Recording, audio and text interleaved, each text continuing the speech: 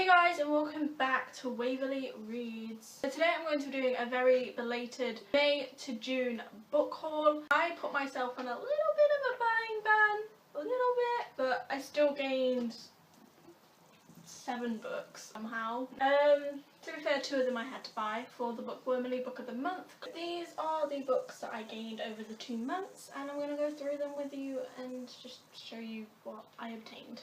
So in May I obtained 5 books, and then in June I only obtained 2 books, so it's not that bad really not that bad. The first 4 books I got in May was right at the beginning of May when my girlfriend came to visit and she gave me 4 books. So the first book is The Appeal by John Grisham. Never heard of it, no idea what it's about, but she said I need him on my bookshelf, so I'm guessing he's a good author. But yeah, I got this one, and this is John Grisham. Say hello. Be nice, he's my friend. The next book she gave me is Bid to You by Sylvia Day. I can't even explain how many times I've been told to read this by a certain person sat in this room right now. It's basically a smut book. No, it's not! It's a book based around sex that apparently has some storyline to it. Oh no, what's it about? I'm good. The next book is Bloodlined by Mark Billingham. Again, never heard of it. Don't know what it's about. I'm guessing it's one of those mystery thriller, bloody, gory things. Maybe on the same lines of like Gone Girl, but maybe a bit more like murder-esque. I don't know, but there's this. Another one I've never heard of before is The Water's Lovely by Ruth Rendell. Again, no idea what it's about, but she told me I needed it, so I now have it. The last May book I was on a ban, I still kind of am on a ban even though I suck at it, is History Is All You Left Me by Adam Silvera. I had to buy this book, I had no choice. It was my WaverlyReads Book of the Month pick. It's a book about a boy named Griffin. He lost his ex-boyfriend Theo, who is still currently his best friend, in a drowning accident. Theo is currently dating this other guy named... Jesus, what's his name? Jackson. Jackson's his name.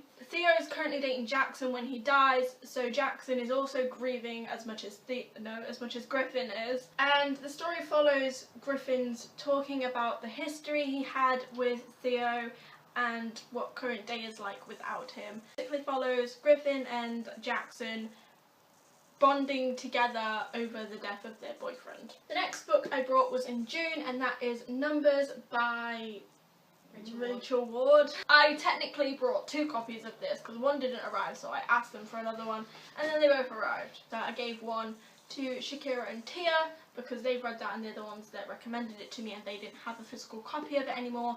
So I got 2 of these, and I've got no idea what it's about other than the fact that her mum dies, and since then she can see the dates of the people's death. It's got like a Final Destination-y thing to it. So I'm intrigued. Pretty. It's got numbers on the pages. Like, really? I didn't mean the page numbers. I meant like it had like numbers down the sides of the pages at the end of the chapter. I feel like an idiot now. Last book I got, I also didn't have a choice because it was June's WaverlyReads Book of the Month, and that is Carve the Mark by Veronica Roth. Love this book. But I read this, it was really confusing at first. You can't pronounce like anyone's name, so the entire time you're reading, so blah blah blah blah blah went to the blah blah blah blah and the blah blah blah, and it's literally how you read this book. And this book is freaking gorgeous. It's about a girl, I forgot the fucking names already. A girl named Syra and a boy named Akos, and it bounces back between their point of views. And basically, Akos is a boy from another planet type thing, and they're all from separate planets, and Akos is taken hostage and prisoner, and he is like they all have these special powers. How the fuck do I explain this book? They all have special powers, and Akos is basically kidnapped and taken hostage / slave, and his power is that he can shut off anyone else's power. And Syra's power is that she can inflict pain on anyone she touches without even meaning to. Like, she can't touch someone without causing them pain. And she's also constantly in pain herself. She's always feeling this pain. and they call it like the shadows or something because it like shadows her skin. But ACOS of course can touch her because he can shut off her pain and then she can't feel the pain either. Aww. It's super cute.